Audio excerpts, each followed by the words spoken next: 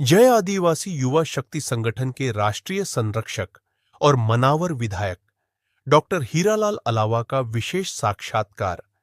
Channel head Mayank साधु के द्वारा लिया गया प्रमुख मुद्दों पर अलावा जीने की विशेष चर्चा देखिए। पूरा साक्षात्कार। आदिवासी हितों और अधिकारों के लिए लड़ाई लड़ने वाला विश्व का सबसे बड़ा संगठन जय आदिवासी युवा शक्ति संगठन, जिसके राष्ट्रीय संरक्षक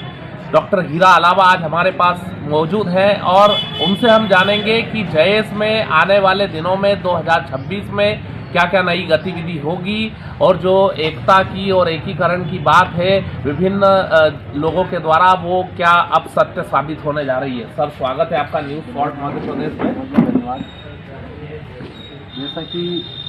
मयंक जी ने कहा है कि 2026 में जयेश क्या करने वाला है, जयेश युवा लोग मिलकर क्या नया इतिहास रचने वाला है, निश्चित ही जो आने वाले समय में 2026 के शुरुआती दौर से ही जयेश जो कई अलग अलग टुकड़ों में बटा था पिछले कुछ सालों में, कुछ गलत फहमियों के कारण, कुछ मिसअंडरस्टैंडिंग के कारण, तो सबसे पहला तो 2026 का जो समय है प्रदेश और देश के आदिवासियों के लिए खुशखबरी है कि आज जो संगठन के माध्यम से आदिवासियों के जल जंगल जमीन, आदिवासियों के पुरखे, चाहे बिरसा मुंडा हो, इनके भील हो, इनके क्रांतिकारी आंदोलनों से प्रेरणा लेकर ये संगठन जो खड़ा हुआ है और पिछले कुछ सालों में मध्य प्रदेश ही नहीं पूरे देश के आदिवासियों की एक सशक्त ताकतवर आवाज़ बना है। इस संगठन के माध्यम से अनुसूची 5 की बात हो, 6 की बात हो, पैसा की बात हो, ग्राम सभाओं को मजबूत करने की बात हो, लगातार हमने सड़क से लेकर संसद के भीतर तक संघर्ष किया है और पिछले कुछ सालों में ये संगठन पूरे देश के आदिवासियों के लिए एक उम्मीद की किरण बना है। नए वर्ष 2026 में जयेश संगठन के जो हमारे युवा साथी, पुराने जो शुरुआती दौर के जो साथी रहे हैं, सभी को हम लोग एक मंच पर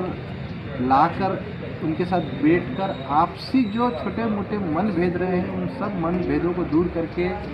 मतभेदों को दूर करके हम एक होने की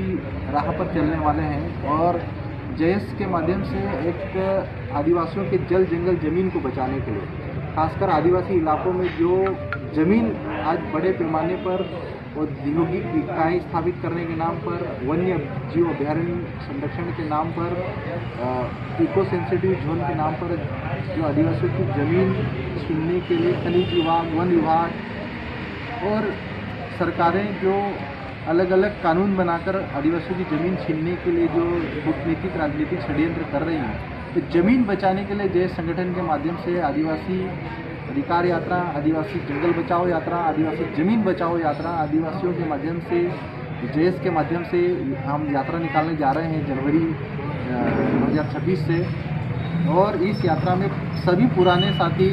जो कहीं न कहीं इधर उधर चले गए थे, सभी एक मंच पर एकजुट हो रहे हैं। हमने सोशल मीडिया पर पहले ही अपील जारी कर चुके हैं, बस हम शुरुआत करने वाले हैं जल्द और उम्मीद है कि हमारे जो भी साथी हैं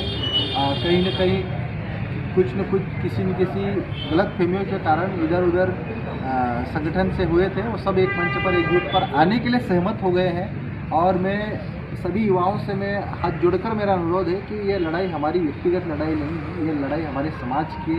हमारे अधिकारों के, हमारे जल जंगल ज़मीन की लड़ाई है और अपने छोटे मोटे जो हित हो उनको भी हम लोग अनदेखा करें और जो समाज हित है,